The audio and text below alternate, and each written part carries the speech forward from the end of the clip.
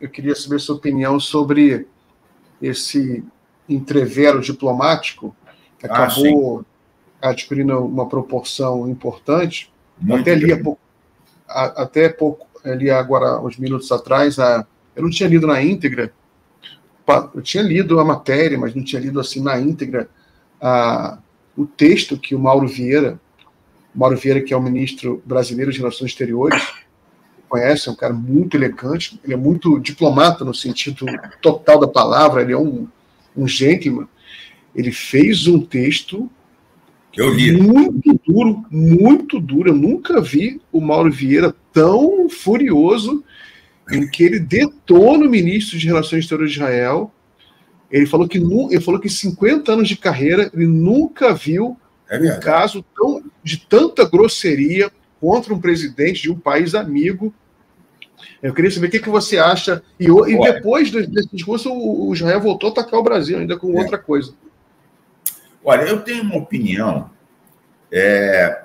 talvez um pouco minoritária dentro da esquerda. Eu conheço profundamente esse assunto.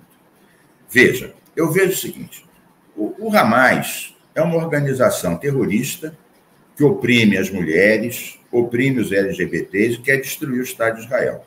Então, nunca haverá paz com o Hamas. O Netanyahu é um fascista, corrupto, sempre boicotou a criação de um Estado palestino, né? Tentou subjugar o poder judiciário, centenas de milhares de israelenses foram às ruas em manifestações históricas e acabaram brecando essa tentativa totalitária do Netanyahu de dizer que as decisões do Supremo de lá poderiam ser revogadas pelo parlamento aqui. É mais ou menos uma linha Bolsonaro. Uma linha também Maduro, de subjugar o poder judiciário. Então, o que eu acho? Com Hamas e com Netanyahu, nunca haverá paz. O povo de Israel tem que antecipar as eleições, tirar esse fascista e colocar um democrata, né? O povo palestino tem que afastar o Hamas e colocar um governo representativo para ser o dirigente de um Estado independente e democrático, que respeite os vizinhos e também não oprima as mulheres e os LGBTs. Bom, em relação a esse imbróglio, eu sou daqueles que acham que o Lula errou. Ele não deveria ter feito a comparação com o Holocausto, de forma alguma. Agora, não significa que ele errou tudo que ele disse. Vamos combinar. O mal da fita não é o Lula. O mal da fita é o Netanyahu, que, depois de um horrível atentado terrorista, ele está destruindo uma população inteira. É como se a polícia aqui quisesse pegar um traficante numa favela e bombardeasse a favela toda. É mais ou menos isso que ele está fazendo. Eu acho que ele está cometendo crimes de guerra. Agora, o Holocausto é outra coisa. Além dos 6 milhões de judeus, o Hitler matou 4,5 milhões de outras categorias em campos de concentração. Comunistas, ciganos, gays, pessoas com deficiência. Foram mais, então, na verdade, não foram 6, foram 10,5 milhões com conceito de raça ariana superior. Então, era uma coisa industrial para destruir várias categorias que não fossem arianos puros. Comparar uma coisa detestável, que eu considero que são crimes de guerra, com o Holocausto, foi um erro que só prejudicou a gente. Quem ganhou com esse... Veja bem, o Lula falou várias coisas com as quais eu concordo. A crítica à posição expansionista, militarista, está certíssima. Tem que parar isso logo. Parar a mortandade. O Holocausto ele errou completamente. Qual foi a consequência disso?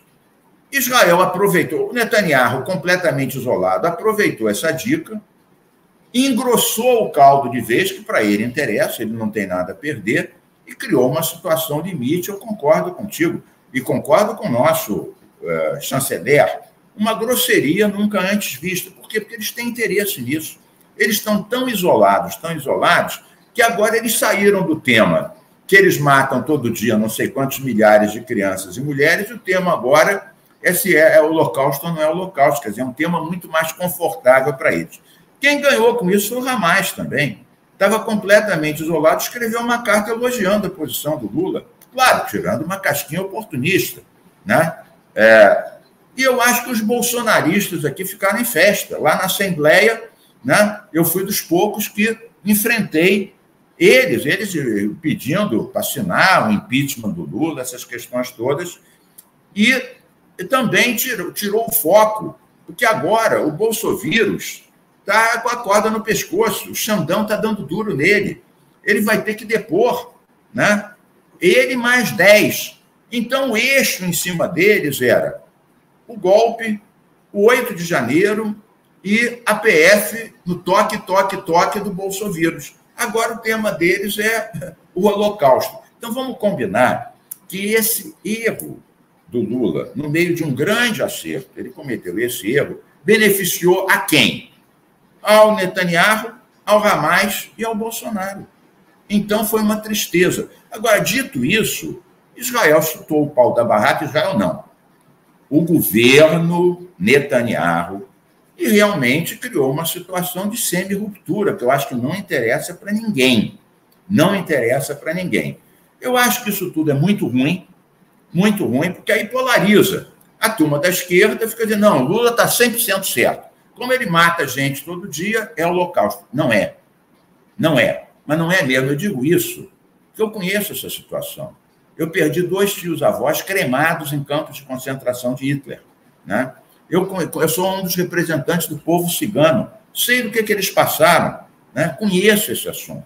Não basta dizer, então você está querendo dizer que isso é pouco. Não, o que está acontecendo hoje é muito. É um horror. É crime de guerra, tem que parar. Mas não é holocausto. 2 coisas péssimas não são obrigatoriamente iguais porque são péssimas. Então, eu acho que o Lula errou. Quem ganhou com isso, como eu disse, foi o Netanyahu, que quer radicalizar o máximo possível. Para ele, a discussão do holocausto é muito melhor do que a discussão que ele está matando gente todo dia. Então, a gente tem que dar um jeito nessa história. Agora, eu não acho que... Por exemplo, eu fui ministro do Lula. Fiz as 6 campanhas do Lula. As 3 que ele perdeu e as 3 que ele ganhou. Mas eu não acho que um bom amigo seja aquele que acha que tudo está sempre certo. Aliás, eu postei coisas sobre isso e tive o apoio, nessa posição que eu acabei de expressar aqui, do Jacques Wagner, que pensa exatamente como eu, e do Tarso Genro, que foi também ministro de várias gestões do Lula, e pensa a mesma coisa que eu. Então, eu acho que o fato de você criticar uma coisa não significa que você é contra o Lula, que está dando razão para o Netanyahu. Como eu já disse, é um fascista corrupto, tem que ser varrido rapidamente daí.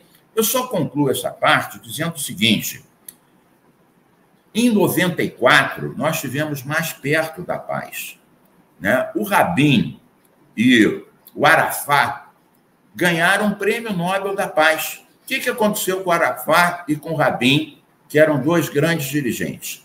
Ambos foram assassinados por extremistas dos seus próprios povos. O Arafat foi assassinado por um palestino e o Rabin foi assassinado por um judeu ultra extremista, direitista, daqueles completamente malucos. Então, vejam como é difícil. Eu acho que um extremismo alimenta o outro. E com esses nunca haverá paz. A gente tem que ter 2 estados e, para isso, temos que tirar o Hamas e tirar o Netanyahu.